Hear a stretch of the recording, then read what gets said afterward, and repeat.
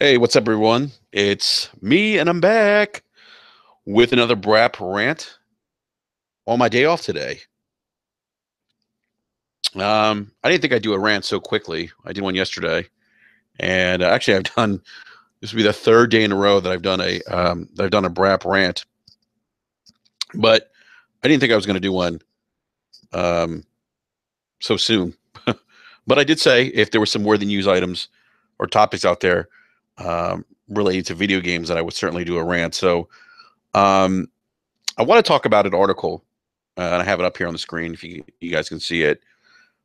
Um, Kyle Smith at the New York Post put an article out yesterday, or I should say Saturday, about the impact of gaming on young men.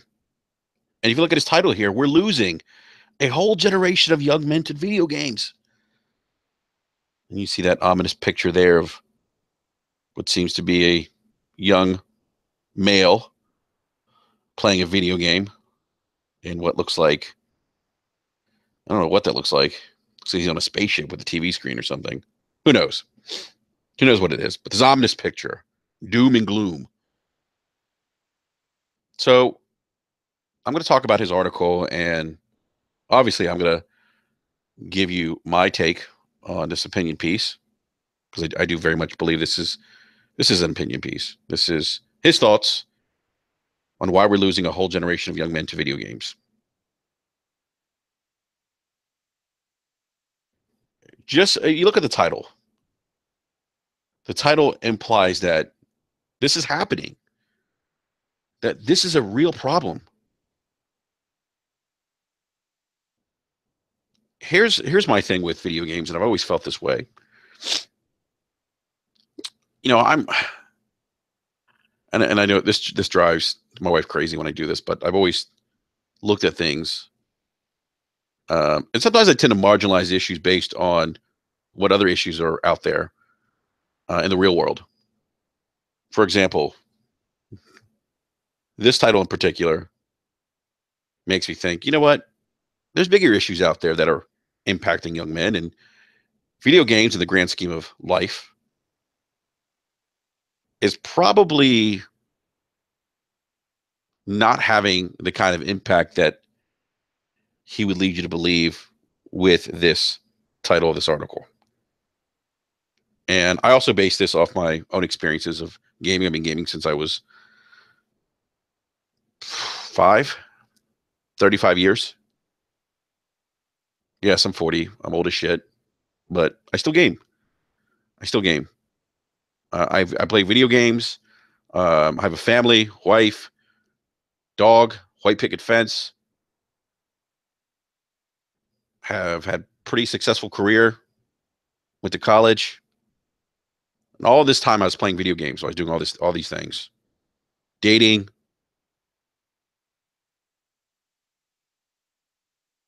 playing video games. I play a lot of video games in college. There's times where I get 3 hours of sleep and go to class because I was up all night playing video games. But I graduated. I made it through, like most people do. Well, he starts off the article with his experience of gaming, where in the mid 90s he talks about civilization. I think most people know what civilization is. Um, and he talks about how he became addicted to it. And I could see that. Civilization is a very addictive game, much like some of the other games I used to play on PC in the early 90s, like SimCity, Age of Empires. I would stay up to like 3 or 4 in the morning. Um, Xbox Live, I would do the same thing. When the Xbox Live, um, when Xbox Live first came out, I was a beta tester, and I mean we would spend like hours upon hours upon hours playing games, playing Revolt, because that was like the one game you could play as a beta tester. And then as they release more content for Xbox Live, or games that support Xbox Live, a lot of first-person shooters, third-person shooters, we would be on there. I mean, I used to run with the clan. I'd be on there till 6, 7 in the morning. But I still manage to take care of my responsibilities. I still manage to have a life. I still manage to graduate college. I still manage to have a career, even though video games or gaming was a big focus of mine at the time.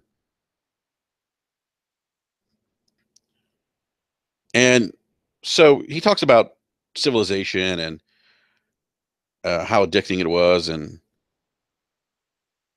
how he did, and one experience where he talks about gaming and realizing the sun had come up and it's 7 a.m.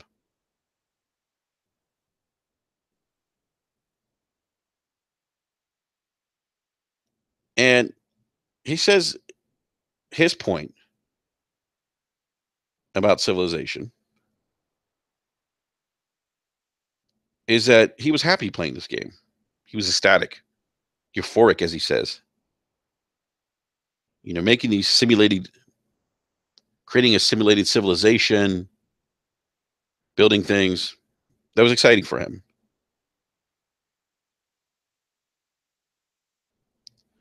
And then he gets to a point where he feels that he realizes that becoming a master of a fake world, as he says, was not worth the amount of hours a month it was costing him. And he said, you know what? I had enough. I'm going to put civilization away. Now, he goes on to argue that today, millions of people, disproportionately young men, are caught in the throes of video games. And he argues that gaming is more enticing than it was in the 90s today. And okay, I mean, I could see that. There's certainly a level of social interaction with gaming that wasn't there in the 90s because of the internet. I've seen this thing come full cycle from being a beta tester to playing on the Dreamcast, which had 56K on console. You know, um, there is a certain level of interaction that we just didn't have in the 90s gaming. If you were talking to anyone in a video game, more likely you were sitting next to them, and that's what we did.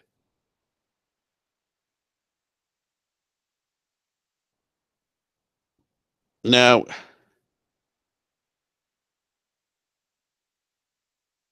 this isn't anything new, young men playing video games. And while the means or the experiences have somewhat changed, it's still gaming. At its very core, it's still gaming. You're still picking up a controller, you're still investing time. You know, um, you got to remember. I mean, the, it almost seems like. And by the way, guys, this is totally off the cuff because I just read this article.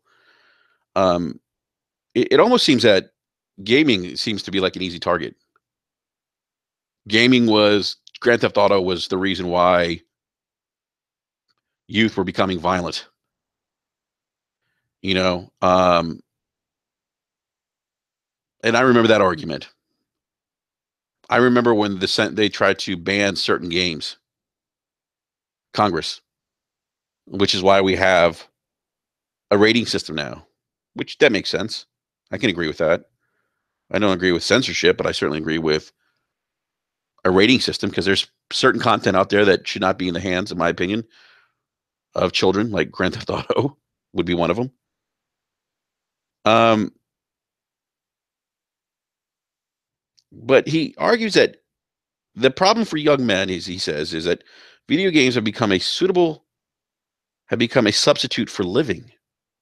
He says they're so addictive and soul consuming that they're like any other leisure activities. He says that every hour spent on Ghost Recon or Grand Theft Auto 5 is an hour that could have been spent more productively. And this is the part why I really disagree with him. Many young men, where what I want to know is where is he getting Where is he pulling this information from? That many young men. He doesn't give us a percentage. He doesn't cite any kind of source here or any kind of doesn't provide any kind of empirical evidence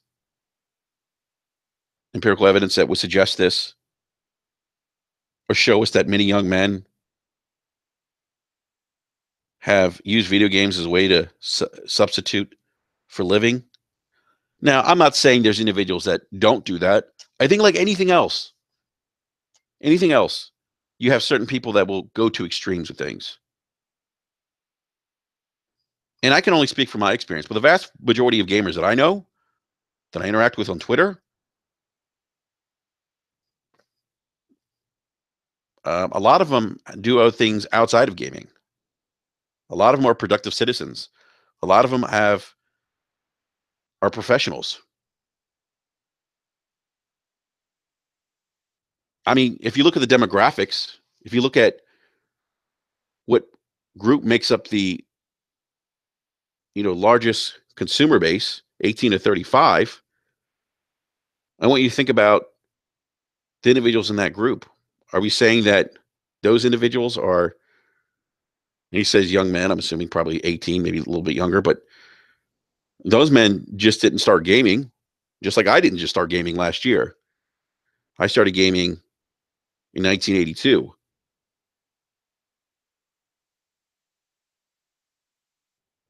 So the idea of many, I think, is incorrect. And I think if you're going to put this kind of information out there and you're going to say many, I'd like to see that backed up with some kind of study or evidence that would suggest that this is truly happening. Now, I'm not saying that it isn't out of the realm of possibility that you have people who have used gaming as a way to substitute life. That there's people who probably only have friends on or through online gaming, um, and that's it, and that's their only form of maybe human interaction. I'm sure that exists, but I would argue that it's a minority. I would argue it's a minority, and I base this off what I see. I base this off the interactions that I've had over the last 15 years with gamers on Xbox Live and PlayStation Network. The conversations I have. I mean, I know guys that are diehard gamers. They're in law enforcement, U.S. Marshals. You know, um, I actually game with. He's a U.S. Marshal, and I've been gaming with him for, 13 years on Xbox Live. Family man, educated, served his country, was in the Marines, and he just didn't start gaming in 2004. He started gaming when he was younger, in his youth.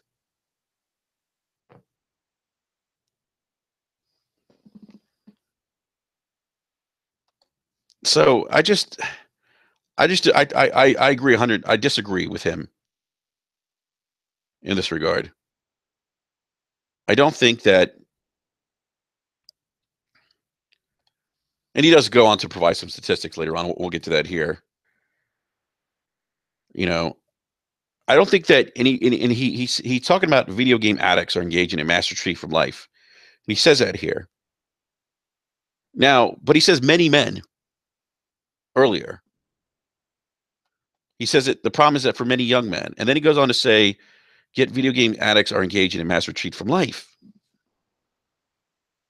And I'm thinking to myself, okay, you're saying many young men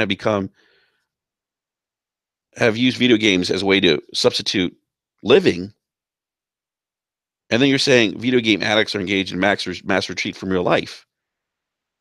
So which one is it? I mean, addicts, by definition, typically tend to be somewhat of a minority. Well, and maybe you could probably argue that depending on, you could probably take that, what I just said, into, you could probably argue that, and, based on, different socioeconomic classes, whatnot. I mean, poverty. We could go into a whole discussion about the meaning of addicts and whether or not it really applies to a minority of group of people. But I'll say in this case, it does for gaming at least. Men, and he says men aged 21 to 30 work 12% fewer hours in 2015 than 2000.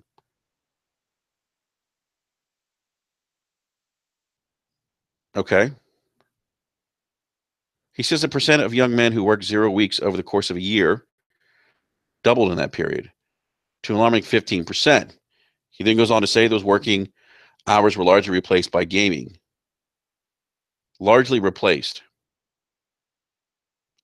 And fully 35% of young men now live with their parents or other close relatives, up from 23% in 2000. Their unemployment rate jumped by 10%. Now, I have an issue with the last piece he just said there. He's not saying it's attributed to gaming. The part where he says that 35% of young men are living with their parents now, is that attributed to gaming? Or is it attributed to other factors? Because I'm willing to bet that it's attributed to other factors too.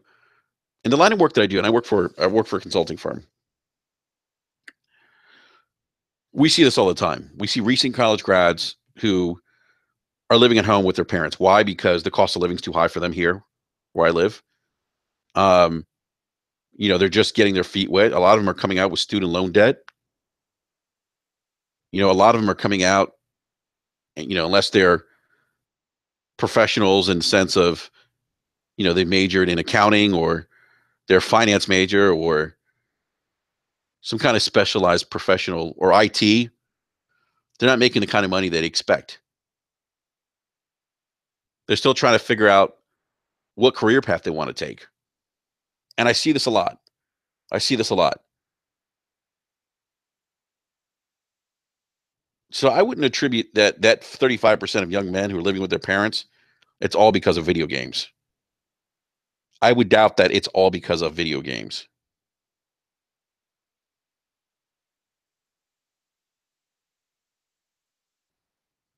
Now you're saying that those large working hours were largely replaced by gaming. Again, like anything else, that is not a representation of the greater gaming community or all young men. Again, go back to the heading of his article.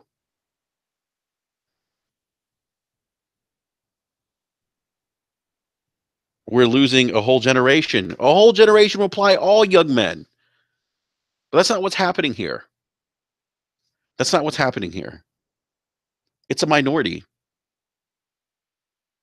And look, you have this in all forms and shapes of life. You have individuals who work, are so focused on making money, and success, that they work, 60, 80 hours a week. And then they end up breaking up their families. They end up getting divorced. They ended up losing valuable time spent with their children. Now, you may ask, what does this have to do with gaming? My point is that he's talking about the extreme of the extreme here. And the situation that I brought up regarding work is the extreme of the extreme. Not everyone works 80 hours a week. Not everyone, because of work, because they're so driven, neglect their family, neglect their marriages or their relationships. There's people that do that. I've seen it. I know people that have worked 60, 70 hours a week because they want to make money, which is fine, but at what cost?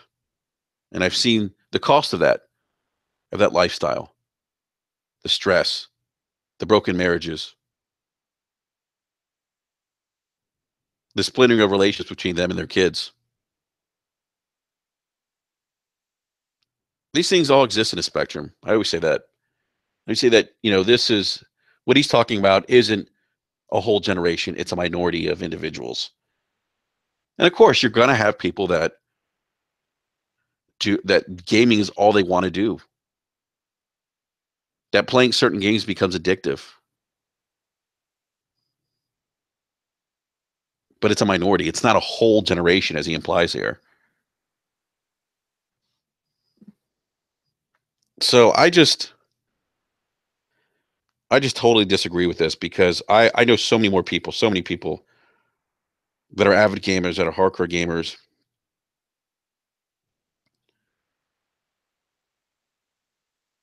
that have productive lives.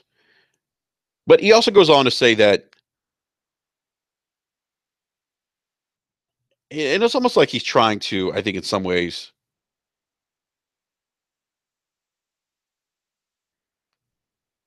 he said that a huge, he's saying that a huge, he's saying a huge portion of young men are also simply dropping out of the workforce and becoming PlayStation's willing slaves. And he actually links another article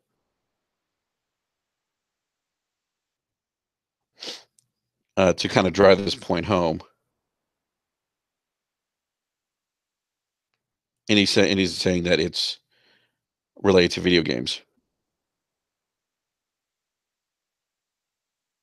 Now, this is all based on research, or according to a working paper by researchers at Princeton University, the University of Chicago, University of Rochester.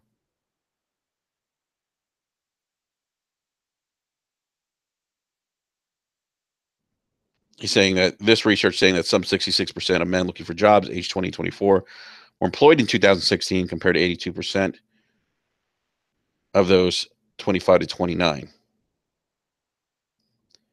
which makes sense considering that the individuals in that younger category are often recent college grads.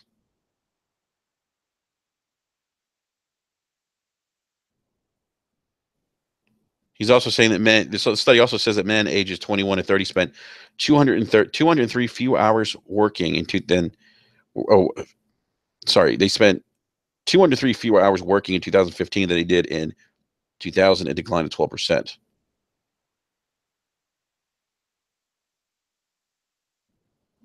But men ages 31 to 55 saw less of a decline, 163 hours. Now, let's also take into effect what happened between 2000 and 2015, which he doesn't cite in this article. And I wonder if this was, and I haven't read the all the research that was done here. I'm just looking at the numbers, the results, the decline of hours worked in 2015 and 2000. There's a lot of bigger forces at play here. The Great Depression, or I'm sorry, not the Great Depression, the Great Recession of 2007 or 2007. You also have to factor in that some of these individuals were impacted by jobs going overseas or technology, and those are things that I think he just, in my opinion, just conveniently just left out to kind of drive home his point of video games being the culprit here. And he goes on to say that, should we dismiss if all these men are happy playing games? He says heroin addicts are happy too. Really? Heroin addicts are happy too. I'm not so sure about that. How happy are they?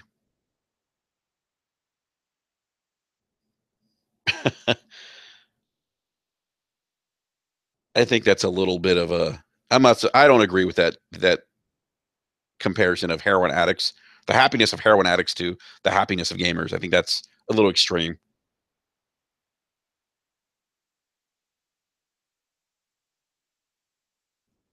He also brings up the fact that women don't usually go for men who are less successful than they are, so gaming is going to cause a surge in dissatisfaction among members of both sexes. Now, again, he doesn't have any empirical research that would suggest this. He is just making an assumption that this might happen. But again, we're talking about a minority, a small group of gamers here that are potentially addicted, as he says, to video games.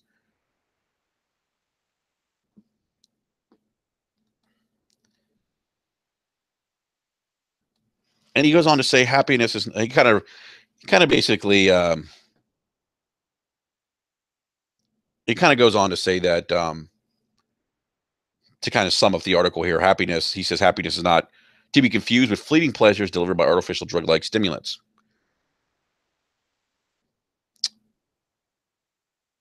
Um, I got to say that I don't think in this case that gaming is the only thing that does this.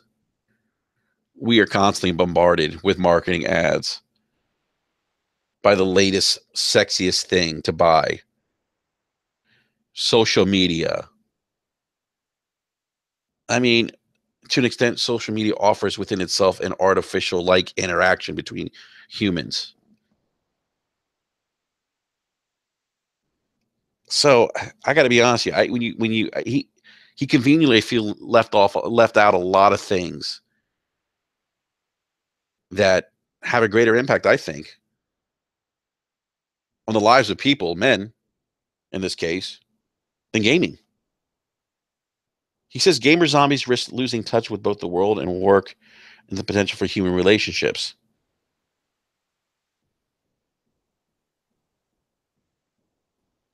Again, we're talking about a small group here. If you look at the majority of gamers, majority of them are productive human beings, or productive members of society. A lot of them are fathers, a lot of them are husbands, a lot of them are professionals. And that's why I don't agree with anything he says here in this article.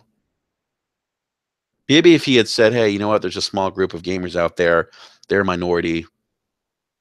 But what this paints, the picture that this article paints, if you don't know the gaming community, if you don't know anybody who games, if you're just someone on the outside looking in, is that this is an issue. That gamers are all addicts, that we're zombies, that we don't work.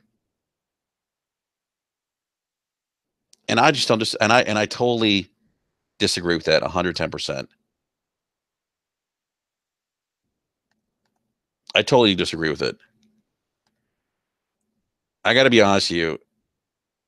It was one of the things I was really, really surprised. And by the way, big shout out to everyone in the live chat. Chicken Spaghetti's in the house. Shirzad Khan City's in the house. Daniel's in the house. Um, guys, I haven't been responding as much in the live chat. Fastback's in the house.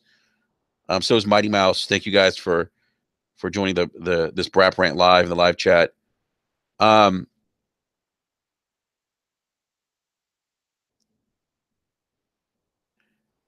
Chicken Spaghetti says my college professor plays Witcher 3. Hell, my regional manager, she manages the Mid Atlantic and Southeast for the company I work for.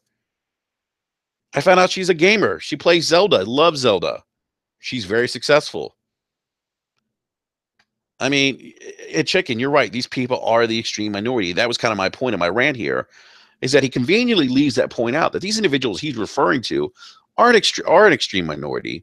Also, with regards to the work hours, decreased work hours, that was across the board in different age groups. And I cite that in that study that was put out that another article was written on. This is the second article, by the way, written by the New York Post, where they talk about um, gaming and how gaming's causing people to work less hours.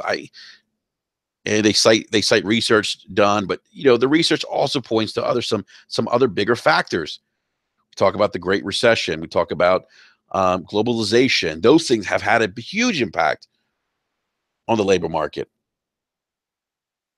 I will say this: you want to talk about an issue, because I see this at work.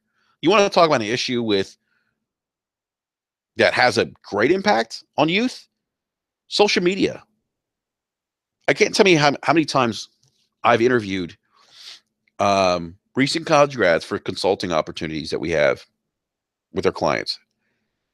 And a lot of them, believe it or not, don't have the interviewing skills they need. And in part, it's because they're so used to communicating via Facebook, via Snapchat, via Twitter. That's how they're learning to communicate. You could probably make an argument that in terms of an impact, there's an impact there. Yeah, chicken brings up a good idea. I have issues with the stats. How many people were samples? How many people were surveyed for the sample size? That's all. I mean, that's all. That's all very great point. Like that's that. When I was reading this article, I kept saying to myself, who is he referring to when he says, why young men? Why we're losing a whole generation of young men? I'm like, who's this whole generation? Where'd you get this information? Who did you survey? Because that's a pretty bold, that's a pretty lofty statement to say without having any evidence, any research. And I'll go back to a point I made earlier about if you're an outsider looking in, this feeds certain stereotypes about the gaming community. And this is a big reason why I can't stand fanboys.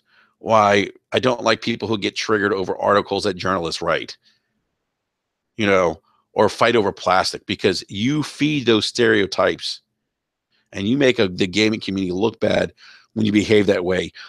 They see that kind of behavior, and people automatically think, you know what? What this guy wrote in the New York Post is right. Look at these guys; they're arguing over plastic, and that's a stereotype. Now, look, I know people. I know people that very few people, minority. I may met one or two people in my life that never left their house or whatever, and that's all they did was play video games. That's all they did. But the majority of people that I know, the majority of people that I game with, the majority of hardcore gamers I grew up playing with, many of them again are professionals, have assimilated to society with no problem whatsoever. And so when you guys read this article, remember that he is referring to a small minority. And by all stretch of the imagination, I just don't think he knows what he's talking about.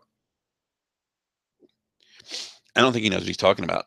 And if he's going to write a piece like this, Kyle Smith, by all means, talk to the people in the community, get their perspective, get their perspective. You know, I think in some ways this kind of feels like a hit piece directed at the gaming community. And I wholeheartedly disagree that we're losing a whole generation of young men to video games. We're not. We're not. There may be a small minority. Look, everyone in this live chat here, I know HDK. I've gamed with him. We didn't lose HDK. We didn't lose Chicken Spaghetti.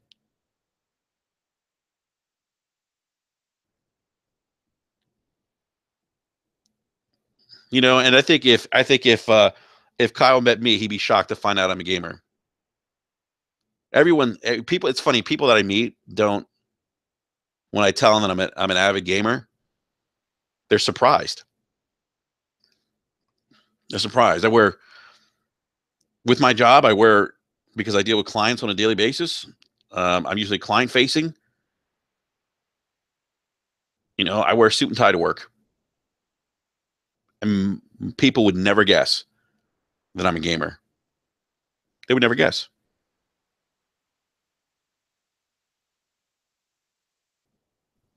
So yeah, again, I wanted to do this video because I read this and I just was like talking about, and I didn't agree with a lot of the stuff he said, and that just goes on my, um, yeah, sure, yeah, sure, suit and tie, man. Yeah, most people, I'm telling you, most people would never guess. I mean, and I know a lot of people like that. I know people that are attorneys that are that are big gamers. You know, it's funny. One of my coworkers in my office, I just found out he's a huge Ghost Recon Wildlands fan. Plays it all the time.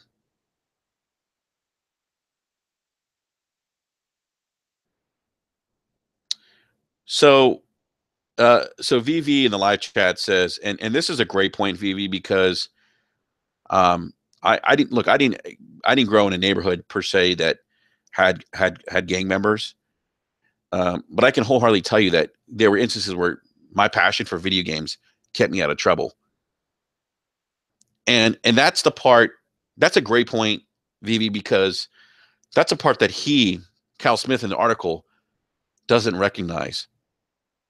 Like how many people are out there like you who use gaming as a way to stay safe?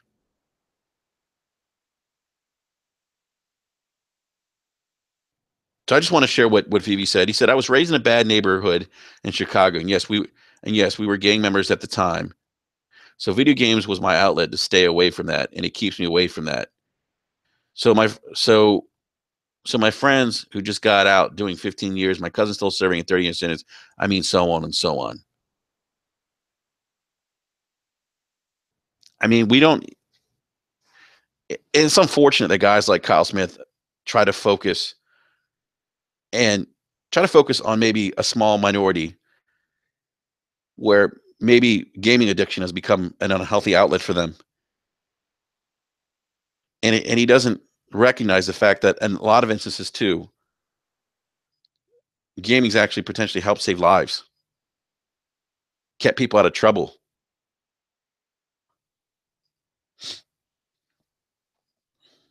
So just something to think about. Just something to think about.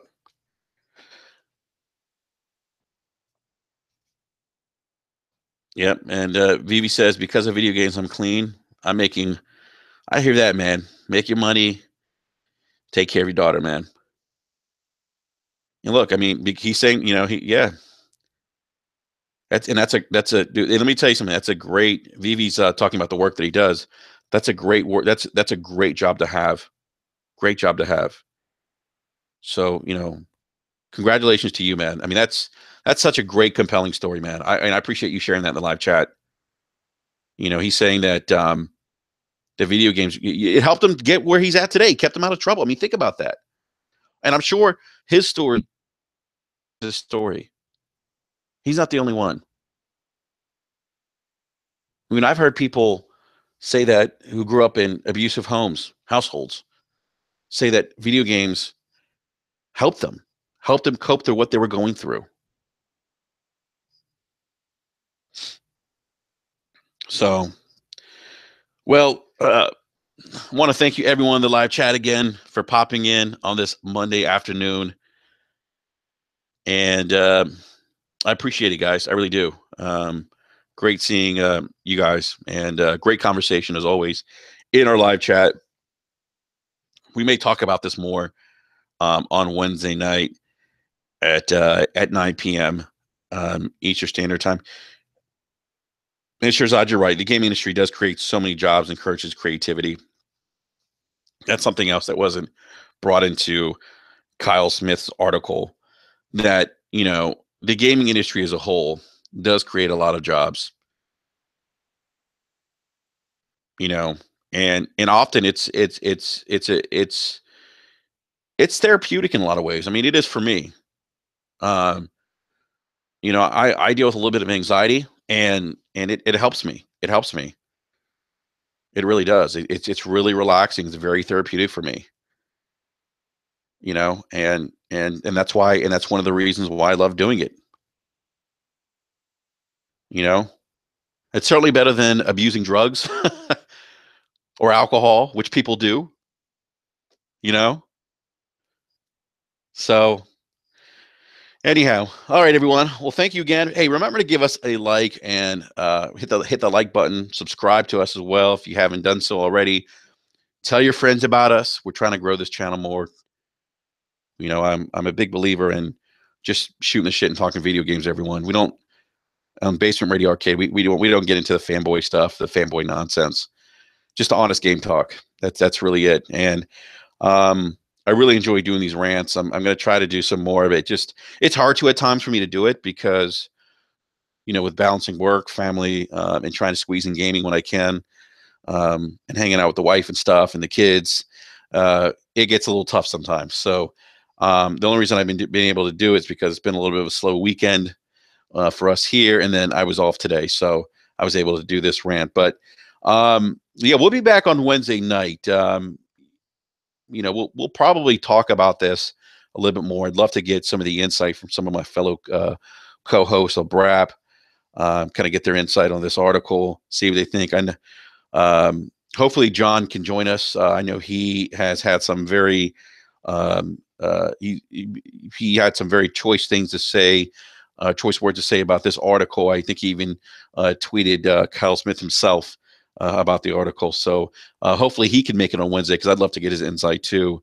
John's got some great. I always feel like he offers a lot of great insight to things. So. All right, everyone. Well, everyone, I hope you guys enjoy the rest of the day. Be safe out there, and we'll see you guys Wednesday, 9 p.m. Eastern Standard Time. Hey, unless some other news drops today, or Tuesday maybe, if I can. But if some other stuff drops today that's worth a rant, hey, there could be another rant incoming. You never know.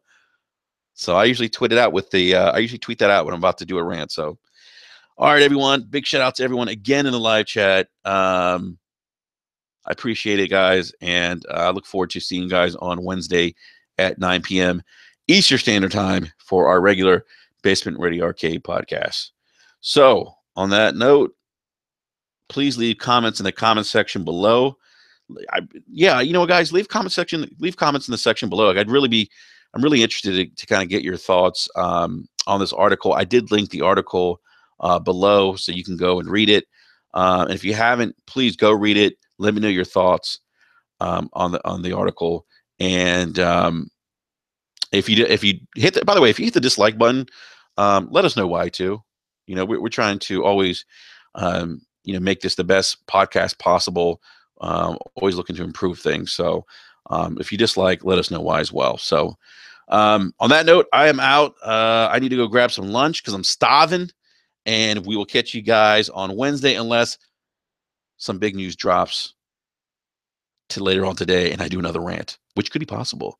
You never know. All right, everyone. I'll catch you guys later. Peace.